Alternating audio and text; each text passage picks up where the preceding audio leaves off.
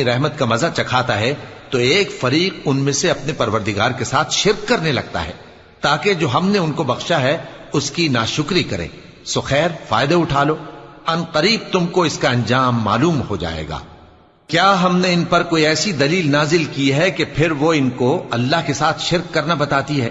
اور جب ہم لوگوں کو اپنی رحمت کا مزہ چکھاتے ہیں تو وہ اس سے خوش ہو جاتی ہیں، اور اگر ان کے اعمال کے سبب جو ان کے ہاتھوں نے آگے بھیجے ہیں انہیں کوئی تکلیف پہنچے تو نا امید ہو کر رہ جاتے ہیں. کیا انہوں نے نہیں دیکھا کہ اللہ ہی جس کے لیے چاہتا ہے رزق فراخ کرتا ہے اور جس کے لیے چاہتا ہے تنگ کرتا ہے؟ بے شک اس میں ایمان لانے والوں کے لیے نشانیاں ہیں. تو اہل قرابت اور محتاجوں اور مسافروں کو ان کا حق دیتے رہو.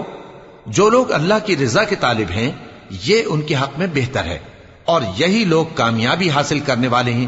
اور جو سود تم دیتے ہو کہ وہ لوگوں کے مال میں بڑھے